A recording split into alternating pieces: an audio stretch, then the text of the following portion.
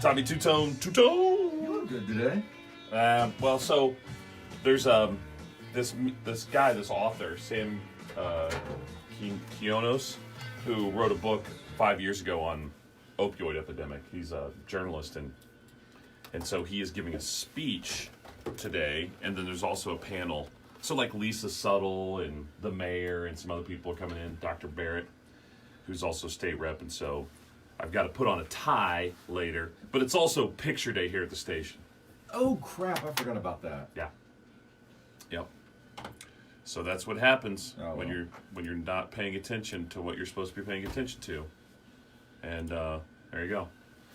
So yeah, we're going to talk a little bit about Anthem. Anthem responded. Their media people responded. Is that unique? You ever heard of a big conglomerate like that go ahead and throwing it back at our face? It was kind of fun. So we'll talk about that a little bit more. Megan is watching today.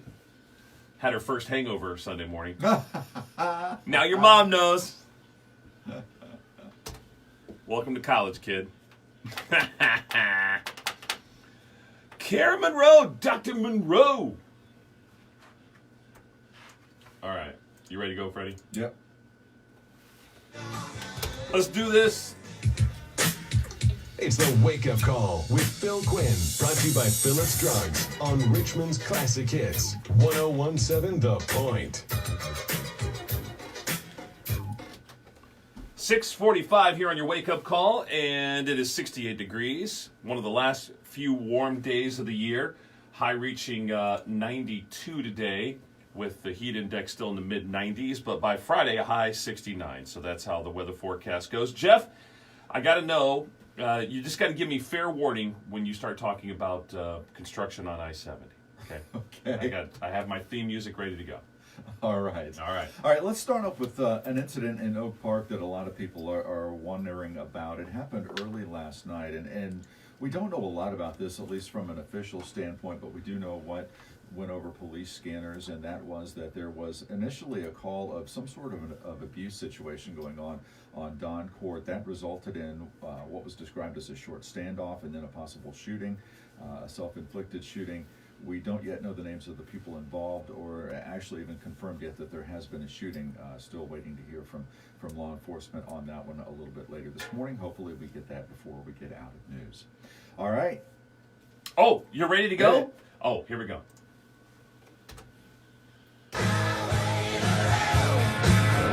Yes. A lot of people thinking they're joining AC/DC on the highway to hell yesterday. It's terrible. I-70 is terrible. I could have sold bottled water if I would have hopped the fence over by Ivy Tech and went out. And either that or pea jars. You ever have one of those growing up? Yep. Yep. So you're going on a long road trip and they just got the old pickle jar and we're not stopping, just go in the jar. I could have been passing around pea jars on I-70. What a nightmare. It really is, and it's not going to end. This is going to be a daily thing. Now, it might not always be as bad as it was yesterday, but all it takes is one idiot to be looking down at his stupid phone for a second and create a minor accident, and then all of a sudden, it all breaks loose. Why's it got to be a dude? I mean, it's more than likely going to be a guy checking his phone. Dude, in the sense of I know, I get it. No, you're right. I mean, there were three minor accidents within about an hour yesterday, and that forced traffic onto National Road East and Chester Boulevard. It also clogged up 227, and this is something that's going to go on for a couple of months. And as I just said, mark my word, this always happens. Somebody is going to get seriously hurt, if not killed. It happens every single time that there are lengthy lane restrictions on I-70. It was stretching back pretty far. It was standstill past 227. Ah, man. Yeah, one person saying that it took them almost an hour to get from the state line to the Williamsburg Pike overpass. They stayed on 70, so not a good situation. No, it's not at all. A couple of arrests of note yesterday, both involving serious crimes. One, the alleged armed robber of the Village Pantry in August was taken into custody after questioning. His name is LaQuint Hogg. Also yesterday, a 44-year-old Richmond man arrested for robbing a pizza delivery driver at gunpoint. Actually, that came a few days ago, not yesterday, but we found out some details through court documents yesterday. Rolando James allegedly robbed a pizza delivery driver back in July. Then he ordered again a pizza to the Comfort Inn. The driver recognized him and able to pick him out of a police lineup, and that's what led to his arrest. Yeah. What else? Let's talk a little bit about Anthem, because I know you had Craig Kenyon on yesterday. Sure did. Very, very interesting words from Reed's CEO, and then, as I understand, you got a response back from Anthem. Yeah. So you're supposed to. You want to make sure you're fair to all sides of the issue. So after we interviewed Craig Kenyon, I sent a message to the media people at Anthem. And you normally don't get anything from them, or it's some corporate response. Well, they came back. They brought up this RAND study that is also a part of Mike Hicks, who's an economist with Ball State, who we have a love-hate relationship with, but he cites the fact that nonprofit hospitals are destroying the economy in Indiana, and goes so far to say they should be sued by local government units. I mean, that's out there. And certainly there are some hospitals where it looks as though their charges are way over the top, especially in communities where there's not a lot of competition with private healthcare versus nonprofit. And so they go on to say, all we asked for Reed to do, they say that Anthem says that Reed left Anthem, not the other way around. They just said, we're not going to expect it. But Anthem said, we would have been willing to pay the reimbursement rate that we had agreed to with the facility's previous owner. Who does that? Who goes, yeah, I know I rented from the last guy $800 a month, so I'm going to try to get $850 from you. That doesn't make any sense. Fayette Regional's out of business for a reason. So I don't know that that's a good leg for Anthem to stand on. Well, but here's the real issue. All right, I have been talking about this Anthem thing. I started on Friday night. It continues today, last night as well. And people are sharing this Mike Hicks article, which is in the Star Press. And they're tagging me and saying, see, this is the problem. Reed's taken up all the doctors. Reed has a monopoly on the market. And they talk about Anthem screwing us over and the hospital screwing us over. Well, you know, there's one other part of this that we don't talk about very often. We are old. We are fat. We have mental and substance abuse issues. We're a shrinking population. And we have a thriving healthcare system here.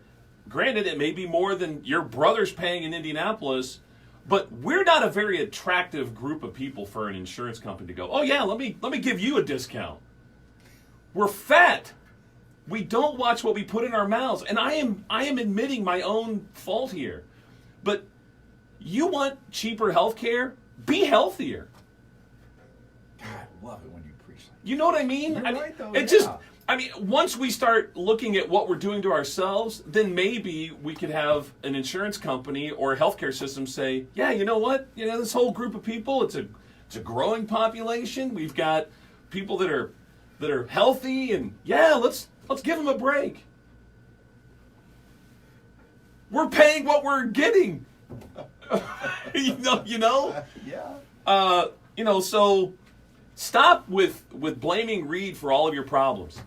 Or Anthem for not insuring us correct. I mean, they need to fix Fayette County. They need to fix those two facilities and say, look, we're going to wrap it up all together and be good to go. But don't squat. Don't give me. Anthem gave us some RAND study that was done.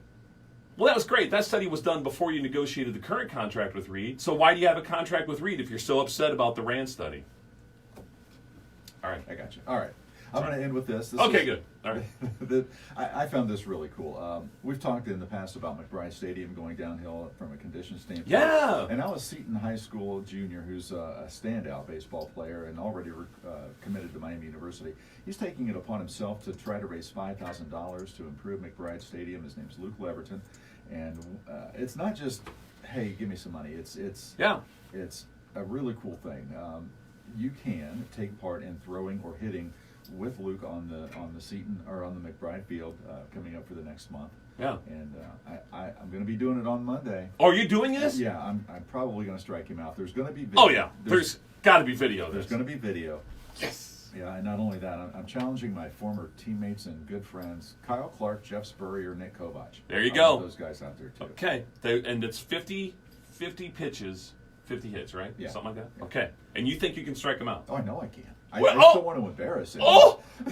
Really? Challenging a high school kid to a pitching duel. I love it. Our question of the day, do your kids do as many do your kids do any chores? Yeah, Okay.